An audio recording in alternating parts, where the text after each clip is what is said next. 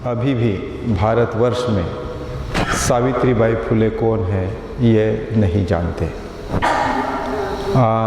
सभी स्कूलों में पूजा होती है सरस्वती की, लेकिन जहाँ तक मुझे लगता है जितनी भी गर्ल्स की स्कूल है, लड़कियों की स्कूल है, कन्या विद्यालय है, जितनी भी है भारतवर्ष में, उन्होंने निश्चित तौर पर सावित्री की ही पूजा करनी चाहिए।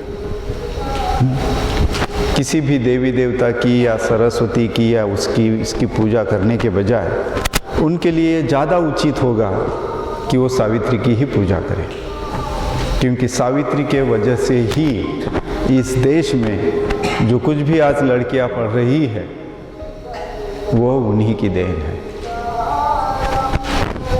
हम ये कालम सूत्र के माध्यम से अभी तक शुरुआत नहीं हुई, लेकिन हम देखेंगे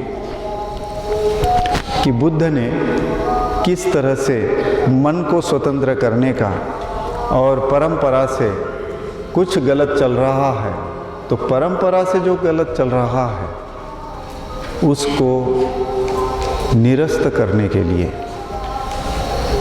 जो गलत है परंपरा से भी आ रहा है लेकिन गलत है तो उसको छोड़ने की हिम्मत, उसके विरोध में खड़े होने की हिम्मत बहुत कम लोगों में होती है।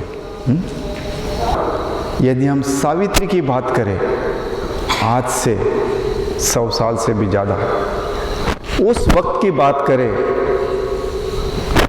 जहां महिलाओं को 4 दीवारी के बाहर भी जाना मना था, उस वक्त उस महिला ने क्या हिम्मत दिखाई।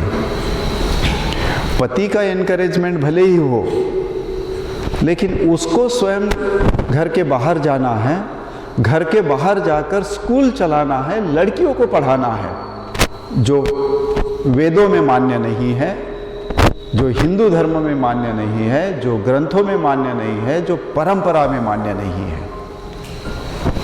क्या हिम्मत रही होगी उस महिला की, कितना साहस रहा होगा कि वो स्वयं अपने पति से पढ़ी, पति ने प्रेरणा दी कि अब तुम दूसरों को पढ़ा, वो पढ़ाने के लिए जाने लगी। क्या हिम्मत होगी।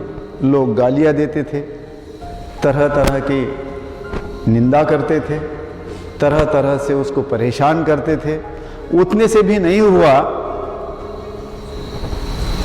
तो गोबर भी फेंकते थे उसके ऊपर।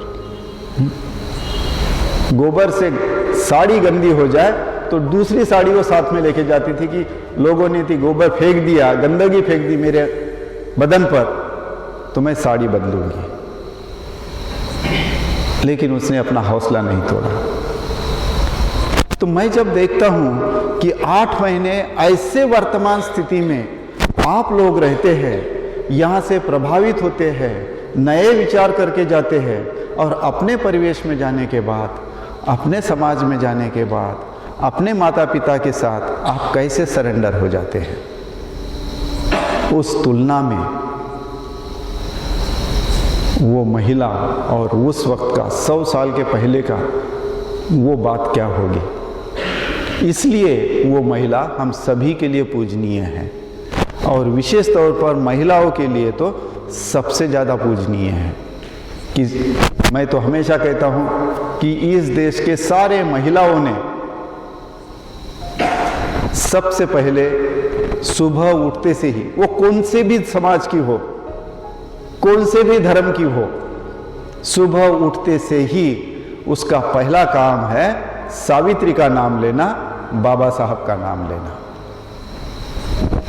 क्योंकि इन दोनों महान विभूतियों ने उनकी जितनी भी गुलामी की जंजीरें है वो तोड़ने का काम किया, उनके उन्नति के लिए काम किया।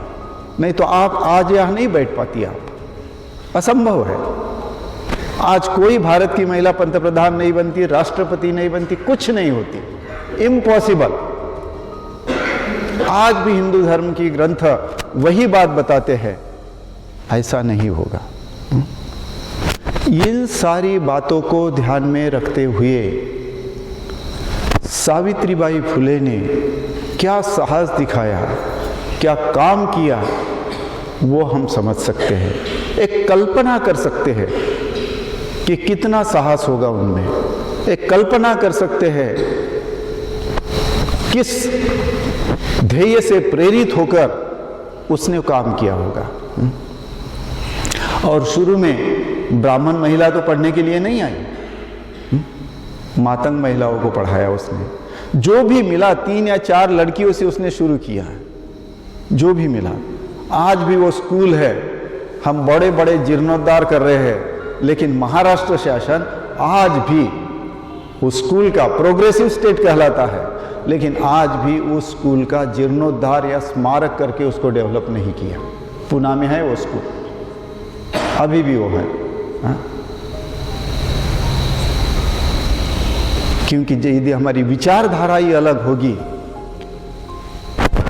तो परिस्थिति के दबाव में हम भले ही, जिसको हम दोगली बातें कहते हैं, दोगली बातें करते रहे, लेकिन मन में कुछ अलग ही चलता है। उसी तरह से यदि हम देखें तो सावित्रीबाई फुले ने जो काम किया है वो हमारे सब के लिए इतना अनोखा है,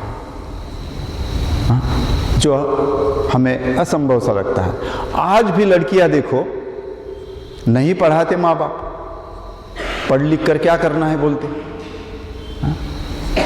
बचपन में ही शादी करा देते हैं। तो धर्म की परंपरा, मान्यता, समाज ये कितना प्रभावी है।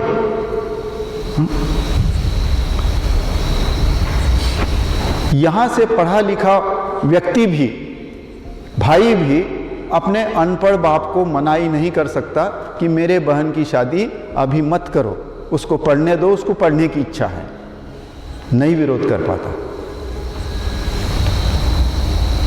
ये हमने अनुभव किया है।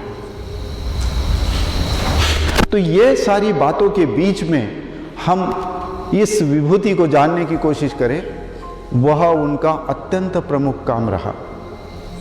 इतना ही नहीं, उनको बेटा नहीं था तो उन्होंने विधवा का बेटा लिया, वो भी ब्राह्मण विधवा का।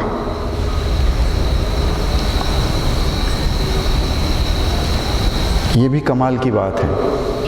वो ब्राह्मण विधवा हो गई थी और विधवा होने के बाद वो गरोदर रही थी, वह बेटा उन्होंने दत्तक लिया था। कितनी हिम्मत है,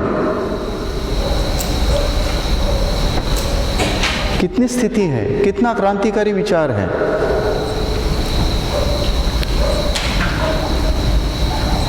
तो ये सारी बातों को हमें समझने के परे है। और अंतिमता, जब प्लेग की बीमारी आई तो उस प्लेग के बीमारी में रोगियों की सेवा करते करते उनका देहांत हुआ। वो खुद प्लेग से बीमार हो गई। तो ऐसे महान विभूति को हमारा वंदन है।